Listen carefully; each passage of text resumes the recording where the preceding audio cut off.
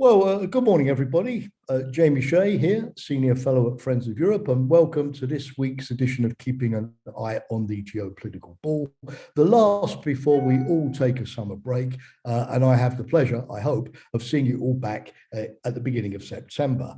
Well, since Vladimir Putin invaded Ukraine last February, we've got used to big international conferences on donating weapons to Ukraine. But last week in Lugano, Switzerland, a slightly different international conference took place. It was called the Ukraine Recovery Conference. It brought together 40 countries together with the international financial institutions, plus civil society and the private sector. Now, this conference was organized by the Swiss long before the Russian invasion to deal with the issue of corruption in Ukraine. But now it's being refocused to look at the issue of the reconstruction of the country once the war is over. Now, many of you might think that the meeting in Lugano was somewhat premature. After all, the war is still going on. Neither side seems willing for the time being to want to give up, and the destruction is getting worse. This is too early, of course, to start talking about reconstruction. At the same time, if the Western countries are going to give non-military assistance to Kiev, it's more in the form of money to cover the budget deficits, allow the government to carry on paying its bills, and to avoid printing money, which could cause rampant inflation. Currently, Ukraine needs at least $5 billion a month simply to plug its deficit. But on the other hand, maybe it was not too early to start thinking about the reconstruction of the country. The war will end one day, we must hope. Number one, the destruction, of course, is going to be considerable. The World Bank already calculates that it's going to cost at least $200 billion at the moment to repair all of the damaged buildings and critical infrastructure, transport nodes, and so on. And we see that Russia, in its war, is actually carrying out a systematic campaign of destruction of that infrastructure: railways, electricity grids, power lines, water pumping stations, sewage lines and pipes, fuel storage tanks, and so on. Also, the use of high explosive shells, particularly in the Donbass, has caused a large degree of chemical pollution of the topsoil, which is going to impede agricultural production and which will be a health hazard for a long time to come. And the UN Environmental Programme brought out a quite alarming report on that degree of contamination just last week. So it's not surprising that in Lugano last week, the Ukrainian Prime Minister, Denis Shmyhal, turned up and asked for a staggering $750 billion from the international community for the reconstruction of his country. The European Commission President, Ursula von der Leyen, was there, and she suggested that the EU might be prepared to fund 500 billion of that, mainly from getting further debt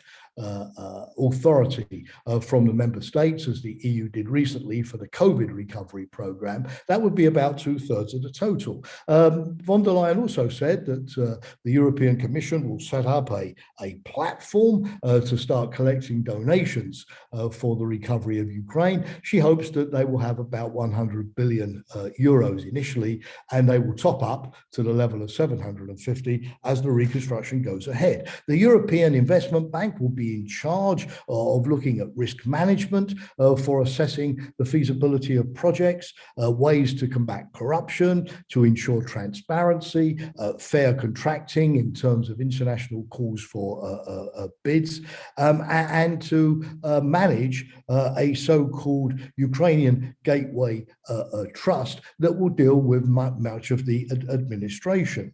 Many commentators have called this a new Marshall Plan for Ukraine.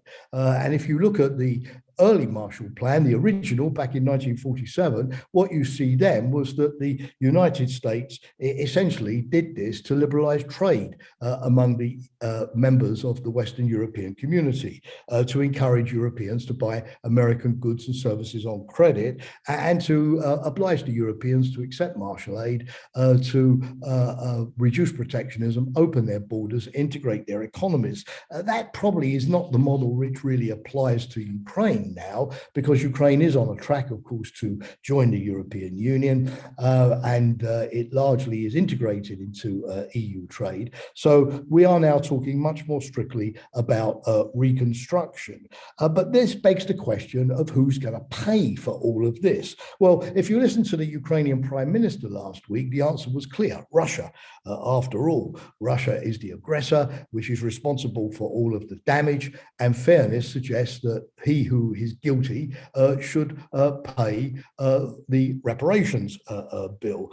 Indeed, reparations have a long history in international politics. Some of you may remember the saga of German reparations after the First World War. The reparations indeed were never paid and eventually dropped well before the Second World War broke out. And then, indeed, the Allies actually occupied Germany with their troops and were in a much better position to enforce reparations on Germany than, of course, would be feasible today with Russia, which certainly is not going to be occupied by NATO troops at the end of the conflict. So we have to be a little bit sort of sober-minded about our ability to force Russia to cough up to pay for the damage. That said, Russia does have a large degree of assets abroad. For example, the $300 billion of central bank assets, which have currently been frozen through international sanctions. Also, of course, the ill-gotten gains of many of the Russian oligarchs, which are parked in Western banks and Western companies. The host of the conference, Switzerland, last week acknowledged through the Swiss Bankers Association that as much as $210 billion of Russian private assets are currently in Switzerland itself. But it's one thing to freeze these assets, it's quite another thing to confiscate them. There may be ways. For example, last week, Canada passed a law allowing it to seize and sell Russian assets of those individuals and entities involved or caught up in the sanctions. The UK is looking at having a similar law, and the EU is mulling new legislation which would make it a criminal offence to evade sanctions, which would be the first step to expropriating assets. But Washington and Brussels, nonetheless, may still be wary of seizing Russian central bank assets for fear of the precedent that could set vis-a-vis China and the general disruption that could have on international trade. So yes, by all means, let's go after Russian money and make the Russians pay to the extent we can, but it's probably not going to be a panacea which alone is going to bring up the $750 billion that Ukraine is looking for. The next big issue is corruption. Ukraine has a very sad record on corruption. Indeed, just before the war, Transparency International, which has an annual corruption index, placed Ukraine 122 out of 180 countries. Slight improvement on the 141 position that Ukraine occupied back in 2014, and certainly better than the Russian rating at 136. But when you consider that the most corrupt country in the EU, according to Transparency, which is Bulgaria, and which is ranked at 78, you can see just how far behind Ukraine really is. So clearly, before any money flows to Kiev for reconstruction after the war, we need to make sure that there is an independent anti-corruption court, an independent office of the chief prosecutor, an international board of auditors, that the international community has a role in appointing the head of the Ukrainian Central Bank, that there is an EU anti-corruption office also in Kiev, and we should have maybe pilot schemes on individual projects to test transparency before we put too much money in. The third issue is the greening of the economy. You remember that after COVID, the slogan was "Build Back Better," and Ukraine now has an opportunity with the reconstruction to green its economy towards less dependence upon fossil fuels. For example, the EU goal is to have renewables constituting 40% of energy by 2030. Ukraine at the moment won't get much beyond 10%. So there is a lot of opportunity here to modernize Ukraine for a more circular economy and to make it more compatible with EU standards, while reducing dependency on Russian oil and gas. But one last word. Of course, for any of this to work, the war has to stop and stop durably. The EU a few years ago had an experience in the Gaza Strip helping the Palestinians, where after each Israeli raid, it would go in and help the Palestinians to rebuild Gaza, you know, the TV building, the public administration buildings, spending billions on the effort, only a week or so later to see the Israeli Air Force come back in and flatten all of those buildings in the latest round of tension and fighting between the Palestinians and the Israeli forces. We can't afford in Ukraine to relive that kind of experience. So we need a permanent, durable, enforceable peace settlement with Russia first to ensure that the conflict doesn't come back. Thank you very much again for listening and watching today. Again, look forward to a good summer break. Wish you all happy holidays and until early September.